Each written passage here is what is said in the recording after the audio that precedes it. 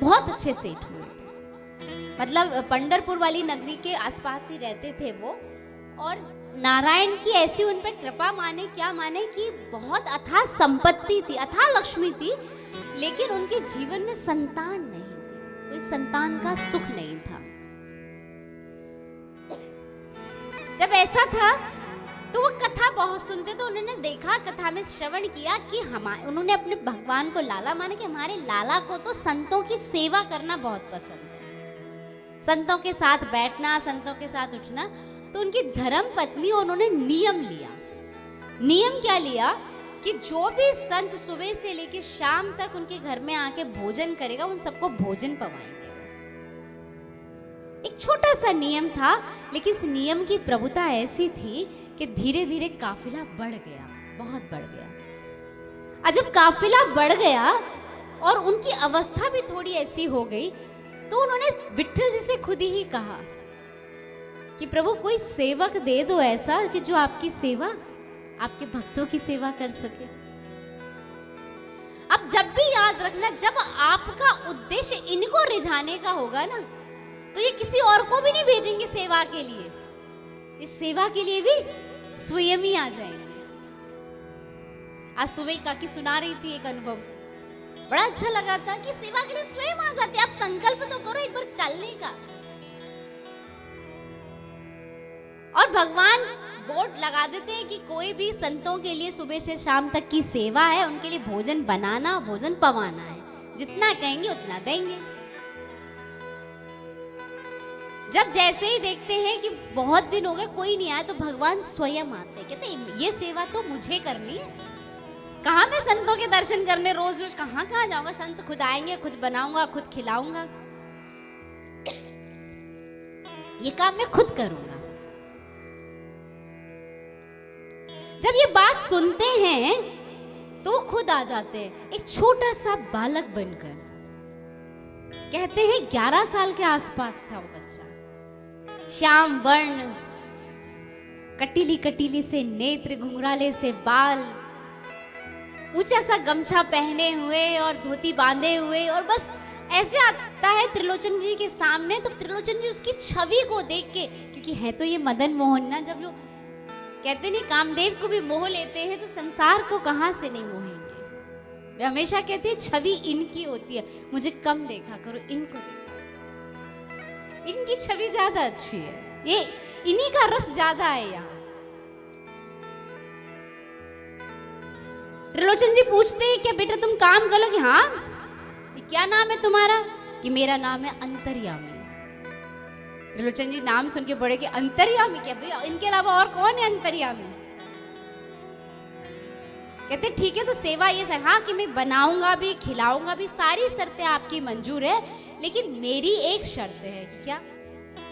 कि मेरी शर्त ये है कि मुझे आप खिलाओगे, हम अपने लिए खाना नहीं बनाते। अच्छा आज भी ये बताओ, आप सबको खाना कौन खिलाता है? यही खिलाते हैं ना, लेकिन इनको कौन खिलाता है? अपन को खिलाना पड़ता है ना। और कई बार तो ये बिल्कुल रूठ भी जाते हैं, वही शर्त इन्होंने वहां रख दी। ये अपने फिर दूसरी शर्त ये भी रखी कि मैं खाऊंगा तो, लेकिन अगर धोखे से भी आपके अंदर ये भाव आ गया, ये भावना आ गई कि मैं बहुत खाता हूं, तो उसी दिन मैं चला जाऊंगा। त्रिलोचन जी कहते हैं हाँ कोई बात नहीं बेटा। देखते सुबह होती है, भोर होती, कहते हैं उस बालक ने 10 प्रकार की तो सब्जियां, 3-4 प्रकार के रायते, 5 प्रकार की मिठाइयां, हम क्या तारीफ करेंगे, इतना भोजन बना के तैयार रखता था, संतों को पवाता था, सब कुछ करता था, पूरा पूरा दिन बीत जाता था। और जब वो भोजन करने बैठता था तो त्रिलोचन दास की जो वाइफ थी, उनकी धर्म पत्नी कहती हैं कि ये क्या एक छोटा सा बालक है, 2 रोटी खा ले, यही बहुत बड़ी बात है। वो थोड़ा सा आटा लगाती है, और थोड़ा सा आटा लगाती है, वो छोटी छोटी सी पूड़ी बनाती है कि जरा सी खाएगा बालक। कहते हैं कि बालक पूरी, एक पूड़ी के साथ पूरी सब्जी लेता, और अब जिसके मुख में ब्रह्मांड समाया हो उसके लिए पूड़ी क्या होगी। माई इतना थक गई, इतना थक गई, कहते हैं 100 से ज्यादा पूड़ियां खाने लगा थे। अब सारे संसार का जो भरण पोषण करता है तो खाएंगे तो वही ना, कुछ समय बीतता है, उस बालक ने काम से फ्री होने के बाद त्रिलोचन की मालिश करना, सेवा करना, ये कार्य और शुरू कर दिया था। कहते हैं जब कुछ समय बाद वो मैया अपनी सखियों के साथ पानी भरने गई तो सखियों ने कहा कि तुम्हारे यहाँ जो बालक आया वो बढ़िया आया है। हमने सुना है कि पहले तो आप लोग बस एक दाल पूड़ी और सब्जी खिला पाते थे, अब देखो कितनी कितनी सब्जियां बनती, कितने। कहते हैं हम बढ़िया तो है लेकिन हम कहा करें। कहते जब से वो आए तब से त्रिलोचन जी की भी शक्ल सुधर गई है। अब सोचो भगवान जिसकी मालिश करे उस पर तो यौवन चढ़ेगा कि नहीं चढ़ेगा। यहाँ पर तुम काहे को सूख रही हो। तो आज मैया बोल पड़ती है कि बस वो हमें ही कछु सुख नहीं देते, हमसे तो इतना खाना बनवावे कि जितने में तो पूरा गांव खा जाए।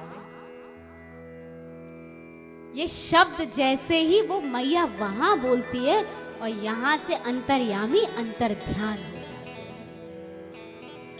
आपके जीवन के अभावों को पूर्ण करने के लिए नारायण स्वयं आएंगे, लेकिन मैंने कहा आपका उद्देश्य अगर बदल गया तो आपके जीवन में फिर से अभाव आ जाएंगे। वही आज आत्मदेव के जीवन में था। आप जिद कर रहे हो, किस उद्देश्य से कर रहे हो ये तो देखो। और संत का प्रताप ऐसा था कि वो जिद समझ नहीं पाए, वो आत्मदेव से ना नहीं कर पाए। इतना समझाने के बाद भी कि मनुष्य तन मिला है, तू ज्ञानवान बना है। उसी तरह से वहां त्रिलोचन समझ जाते कि आज जरूर उनकी धर्म पत्नी से कोई बात ऐसी निकल गई है। वो विट्ठल जी के सम्मुख जाते हैं, क्षमा मांगते हैं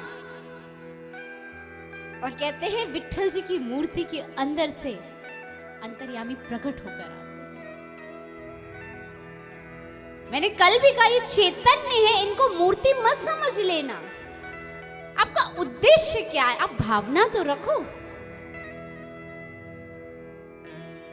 आपके लिए वो इतना सहज हो जाएगा, मैं कहती बहुत सहज, वो प्रभुता भूल जाते हैं। प्रभुता तो उन्हें पसंद भी नहीं है, तभी तो वो ब्रज में रहते हैं, क्योंकि ब्रजवासी उन्हें भगवान ही नहीं समझते, अपना लाला समझे। हम अपने गुरुजी से पूछते, गुरुजी भगवान इतने समय समय बाद अवतार क्यों लेते? कहते हैं कि वो भी डरते हैं कि दिन भर में आशीर्वाद दे दे के वही पेड़ है। सोचो वही पेड़ है, कितने भी हर जी के पास वो एक ही तरह के पेड़े जाते हैं। अगर मैं आपको, मैं सच बोली 10 से 11वां पेड़ा खा के कोई नहीं दिखा सकता, वो एक ही टेस्ट का, वो कितने वर्षों से। इसलिए मैं चाहती हूं जब कभी यहां से जाया करो ना तो यहां से कुछ ले जाया,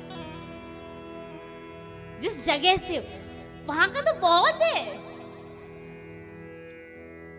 और कोशिश करो मैया, एक इतनी सी कोशिश अपने हाथ से बना कर ले जाओ। सच कह रहे हैं, क्योंकि आपसे पहले ना जाने उस मिठाई का कितने लोगों ने भोग लगा लिया है। वो काय का भोग, इसलिए वो मंदिरों से ज्यादा घर में रहना, इसलिए इसे अर्चित अवतार कहते, इसलिए वो लड्डू गोपाल सहज हो जाते। क्यों? मैया ने आज दाल रोटी बनाई तो दाल रोटी तुम खाओ, आज मैया ने खीर बनाई तो खीर तुम खाओ। आप सोचना एक तरह का भोजन करके उन्हें कैसा लगता होगा। इसलिए बिल्कुल ये भूल नहीं किया करो, कोशिश करो जो बना सको, जैसा बना सको।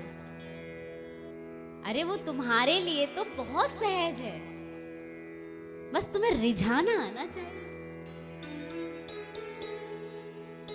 यहाँ आत्मदेव को संत महाराज एक फल दे देते हैं उनकी जिद के कारण, और वो फल ले जाकर अपनी पत्नी को देते हैं।